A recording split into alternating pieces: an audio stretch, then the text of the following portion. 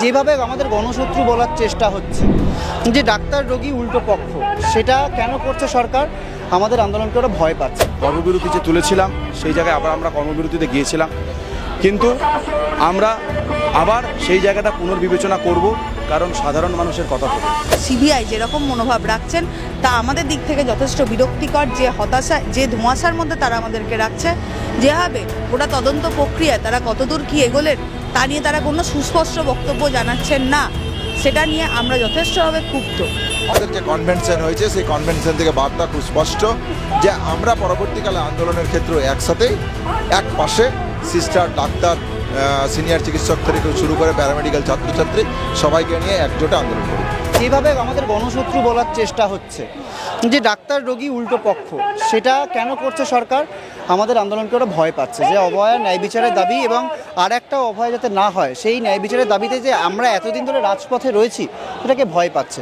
তো এই ন্যারেটিভটা আমরা ভেঙে দিতে চাই। আমরা দেখাতে চাই ডাক্তার রোগী আসলে একটাই পক্ষ, সেটা অভয়া পক্ষ। তার উল্টো দিকে রয়েছে সরকার, যারা হচ্ছে এই সদিচ্ছা দেখাচ্ছে না। তো সেই জায়গা থেকে কিন্তু আমরা মহাসমাবেশের দিন থেকেই আমরা বলছি যে আমরা কর্মবিরতি অতি দ্রুত চলতে চাই। মানে এই ভাবনাটা আমাদের মনে প্রথম দিন থেকেই রয়েছে। তো এই জন্য আলাদা করে অবশ্যই সিনিয়র ডাক্তাররা যারা হেল্প করেছেন আমাদের, তাদের একটা অংশ, তাদের কিছু মানুষ বলেছেন যে এটা বিবেচনা করে দেখো, অবশ্যই সেটাও আমাদের একটা ভাবনার কারণ। তো এই সবগুলো দিকই কিন্তু রয়েছে। মহামিছিল থেকে, মহাসমাবেশ থেকে আমরা দেখলাম তোমার মুখ থেকে সরাসরি দিল্লি যাওয়ার ডাক, এটা কি হচ্ছে?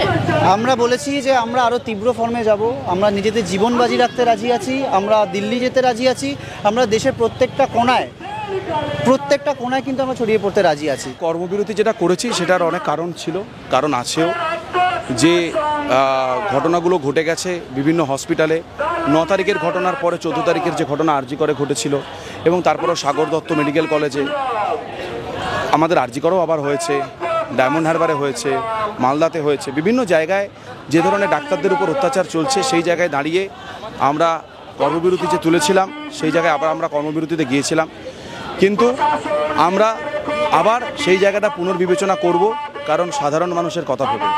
সাধারণ মানুষ যেভাবে আন্দোলনের প্রথম দিন থেকে আমাদের সাথে দাঁড়িয়েছেন, সাথে আছেন, সেই জায়গা থেকেই আমাদের আবার আমরা সিদ্ধান্ত নেব।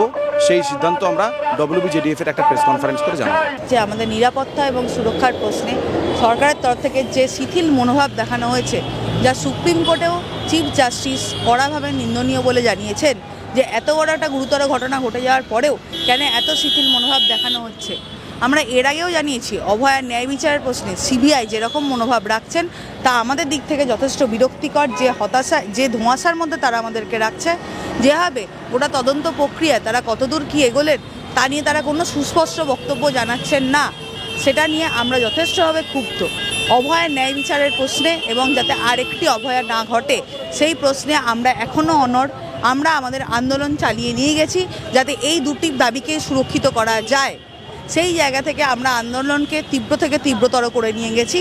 তারপরেও প্রশাসন এবং রাজ্য সরকারের তরফ থেকে যেভাবে এই আন্দোলনের গুরুত্বকে লঘু করে দেখানোর চেষ্টা করা হয়েছে, যেভাবে বারংবার এই আন্দোলনকে কালিমালিপ্ত করার চেষ্টা করা হয়েছে, তারপরেও নাগরিক সমাজ, আমাদের জুনিয়র ডক্টরসরা সেই চেষ্টাকে পুরোপুরি রিপিউট করে দিয়ে আন্দোলনকে আরও বড় জায়গায় নিয়ে গেছেন। এটাকে আমরা আমাদের আন্দোলনের ন্যায্যতাকে আরেকবার প্রমাণ করে হিসেবেই মনে করি। সিনিয়ররা আমাদের পাশে ছিলেন, এখনও পাশে আছেন। আমাদের যে কনভেনশন হয়েছে সেই কনভেনশন থেকে বার্তা খুব স্পষ্ট যে আমরা পরবর্তীকালে আন্দোলনের ক্ষেত্রে একসাথেই এক পাশে সিস্টার, ডাক্তার, সিনিয়র চিকিৎসক থেকে শুরু করে প্যারামেডিক্যাল ছাত্রছাত্রী সবাইকে নিয়ে একজোটে আন্দোলন করব। দাদা, কুণাল ঘোষ একটা টুইট করেছেন, সেখানে তিনি সরাসরি বলেছেন যে জুনিয়র ডাক্তাররাও কিন্তু, দুজন জুনিয়র ডাক্তাররা যারা ছিলেন দেওয়াল ভাঙা থেকে শুরু করে ময়না তদন্তে, তাদের দুজনকে সিবিআই অ্যারেস্ট করবে। যদি তার কুণাল ঘোষের কথাই যদি সিবিআইকে চলতে হয়, তাহলে সিবিআইয়ের আর তদন্ত তো করতেই পারবে না, ভবিষ্যতে তাদের অন্ধকার হয়ে যাবে। ফলে সিবিআইয়ের দিক থেকে তারা যদি মনে করে তদন্ত প্রক্রিয়ার তাদের আনা উচিত, সিবিআই যদি মনে করে আসবে, এর মধ্যে তো আমাদের দিক থেকে লুকোনোর কিছু নেই। বাংলা হান্টের আরো খবর দেখতে নজর রাখুন। বাংলা খবর মানেই বাংলা হান্ট।